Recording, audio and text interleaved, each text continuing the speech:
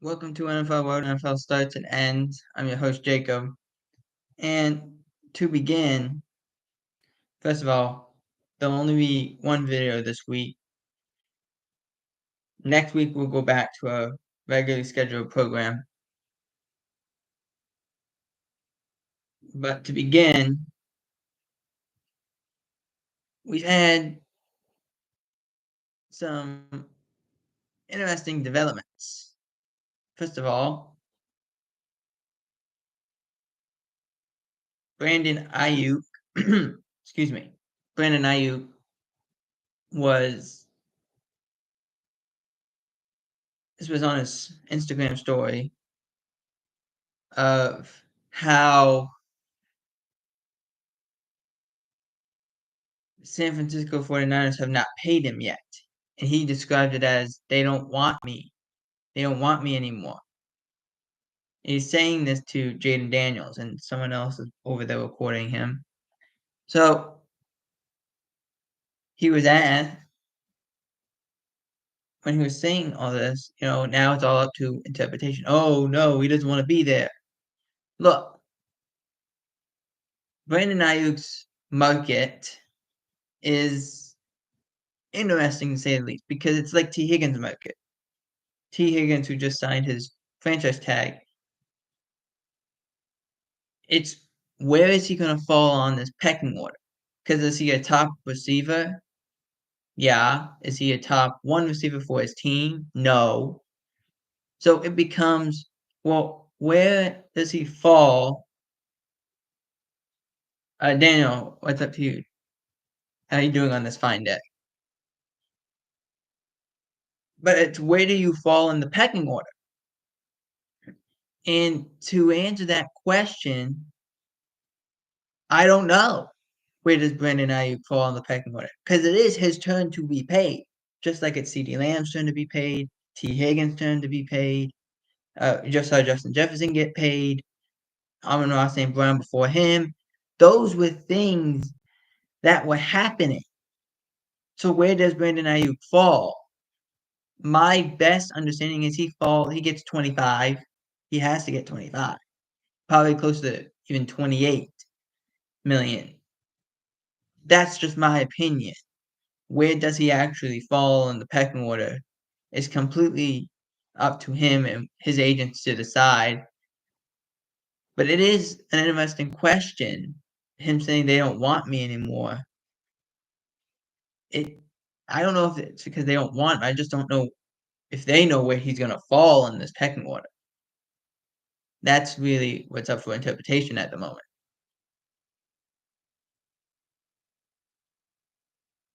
Um, Moving on to this was there we go.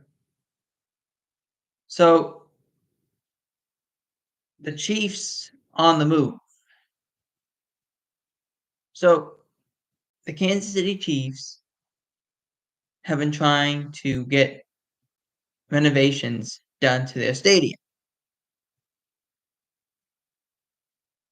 And they haven't. And they're saying the city needs to help us get renovations. City said, no, we're not helping you with that. We're not having our citizens pay tax money, more taxes, so you can get this. If you want it so bad, you pay it. You pay half of it or something. Chiefs said no, so the Chiefs were looking at other options. Dallas, because the Chiefs used to be in Texas a long time ago. That's not going to happen. Not going to happen because Jerry Jones won't let it happen. I don't even think Dallas will let it happen, or the NFL owners will let it happen. I don't think it's possible. But one of the things that came out this past week was Kansas, the state of Kansas. So moving the Kansas City Chiefs over from Kansas City, Missouri to Kansas City, Kansas,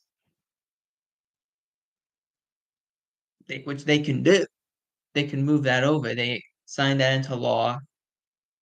they have an agreement that if they can try and poach both the Chiefs and the Kansas City Royals from Kansas City, Missouri to Kansas City, Kansas. It's interesting. Now, how does that look, and what does Missouri, the city of Kansas City, decide to do? Does that tip the scales into, okay, yes, we don't want to lose them, or does that say, you know what, boom, and away they go? It's interesting.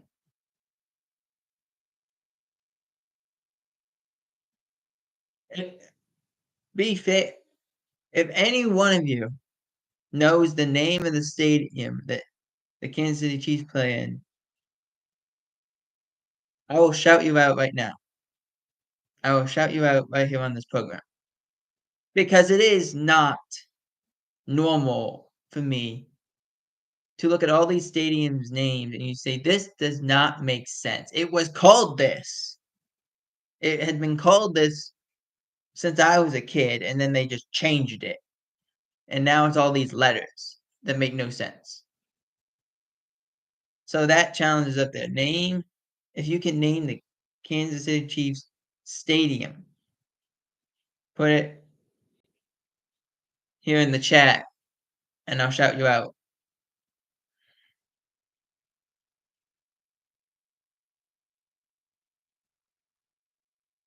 Next up, the Philadelphia Eagles, and let me see if I can get this. I don't know if I can get this now. Hold on. But this came out. Okay, here we go. I got it.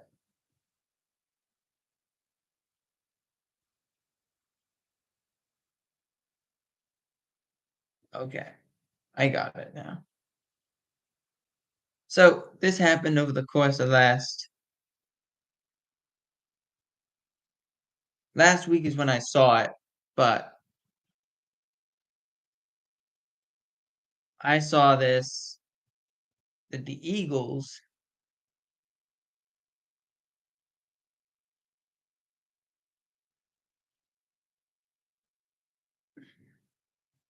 lost their team doctors.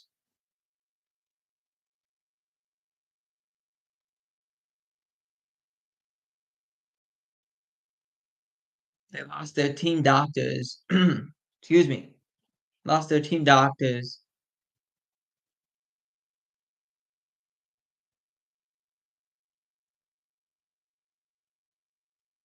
because of a malpractice risk, is the way it was used. I put malpractice claim more than a risk. But let me see if I can find it here.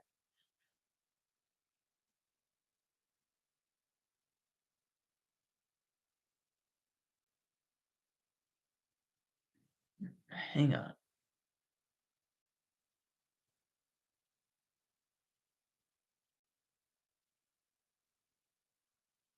Okay, it's right here. Found it. So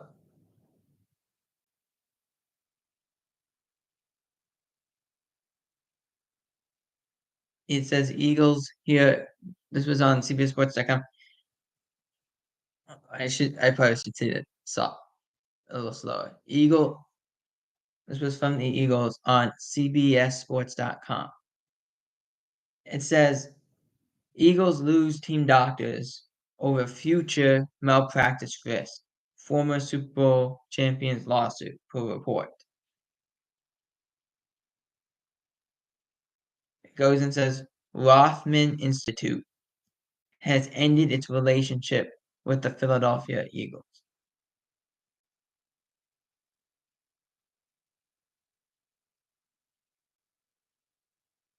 It has been the orthopedic doctors of the Philadelphia Eagles. The Rothman Orthopedic has been the institute that the Eagles have used since 2004. Former Eagles captain Chris Marigold, I believe is how it's pronounced, was awarded $43.5 million for alleging medical negligence by the practice. Maragos played with the Eagles from 2014 to 2017. Reluctantly had and was their top special teamer during that time. In 2019, he had to retire after a serious knee injury suffered during the Super Bowl, and after a 12-person jury trial in February of 2023, the jury ruled in his favor. Allegedly, the doctors overseeing the surgery and rehab negligently addressed a separate meniscus injury and permanently permitted exercises that further damaged his knee. So prematurely permitted, that makes more sense. Prematurely permitted exercises that damaged his knee further. Renowned NFL partnered surgeon Dr. James Bradley was specifically targeted in the civil suit, which saw several former Eagles, including Nick Foles, the Super Bowl MVP of that year, testify on Maragos' behalf. Rothman was ruled liable for $15.8 million owed to Maragos. Continues on that the Philadelphia-based practice is appealing the verdict. According to the Philadelphia Inquirer this month.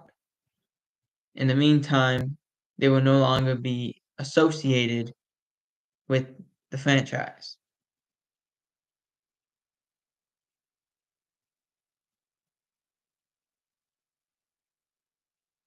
But it continues on. Several of the Institute's surgeons will remain with the team, or have at least remained on the website of the team. So, to neatly put a bow on this,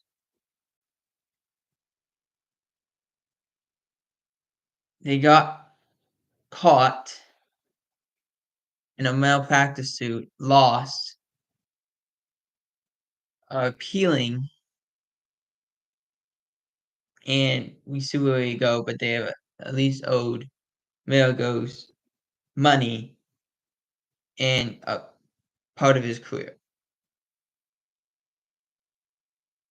Now, moving on.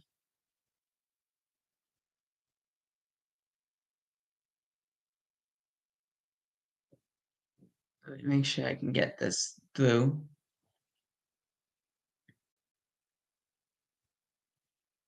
Okay.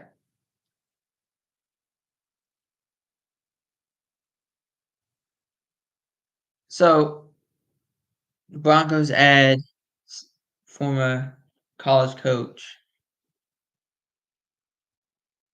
David Shaw, who is the ex-Stanford coach. He's joining their front office. Shaw interviewed for the Denver head coaching job just a year ago. Obviously, did not get it. The team announced that George Patton, the GM of the Broncos, and former Stanford has tabbed former Stanford head coach David Shaw as senior personnel executive for the first time since 2005. Shaw is in the NFL. Shaw interviewed for the Broncos job in 2023 before the Broncos traded for Sean Payton and got him to be the coach. Payton and Shaw were both offensive assistants in 1997 for the Philadelphia Eagles. Reportedly remained in touch over the past, or remain in touch. That was strange how I used that term. Remained in touch over the past year.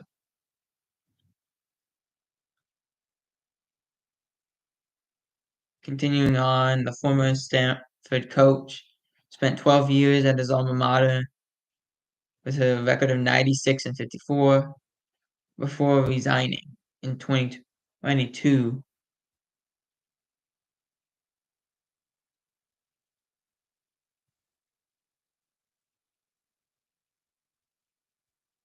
It's very interesting. It was kind of out there that he would take a job like this, senior assistant or senior personnel advisor, or whatever term they really want to use. It is shocking to say nonetheless.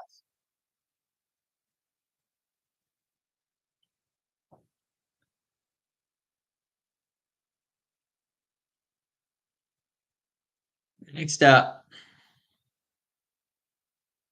has been this is interesting. So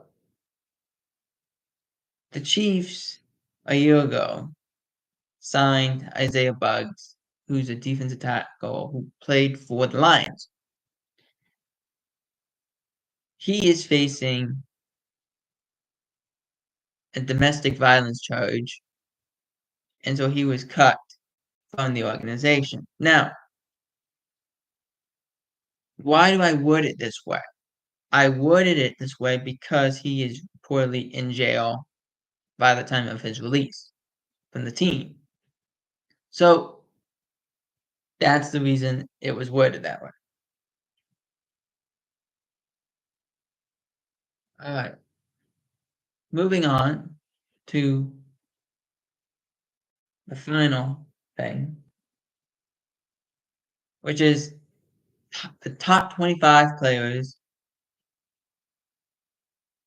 of the 25 players that were under the age of 25. So it's very simple. The best players under the age of 25 get put on this list. It's very simple. So it goes through the rules. Number 25, Jahmyr Gibbs. Plays for the Lions. He's 22 years old.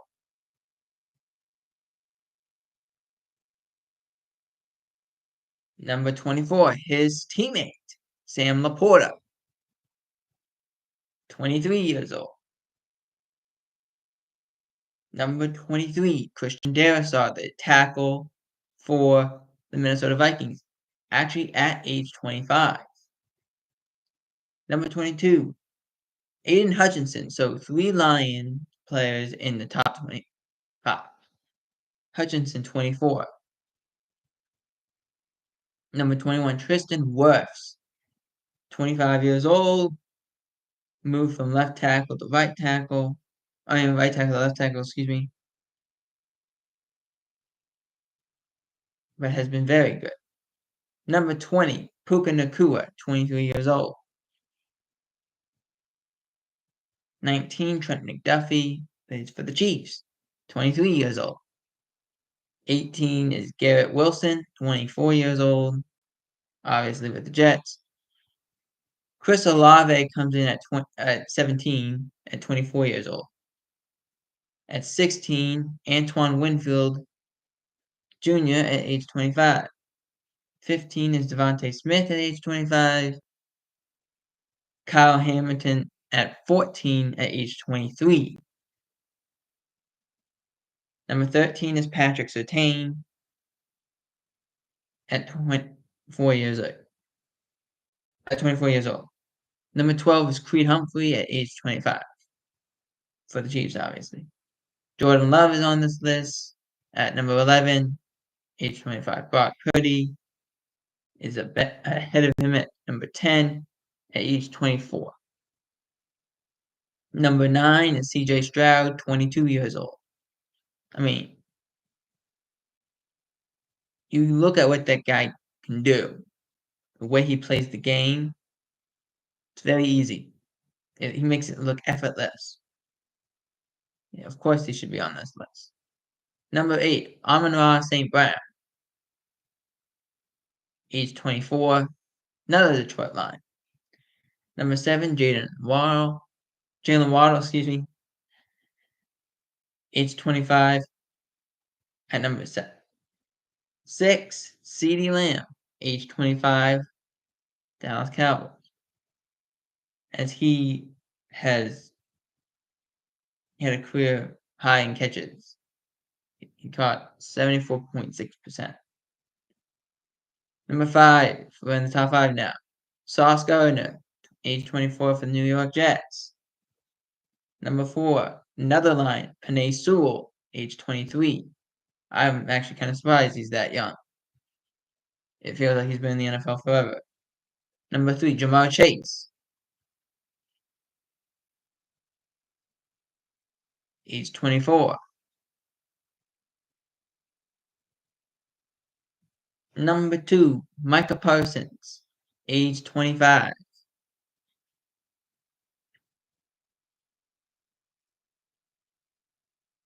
And number 1, Justin Jefferson, age 25.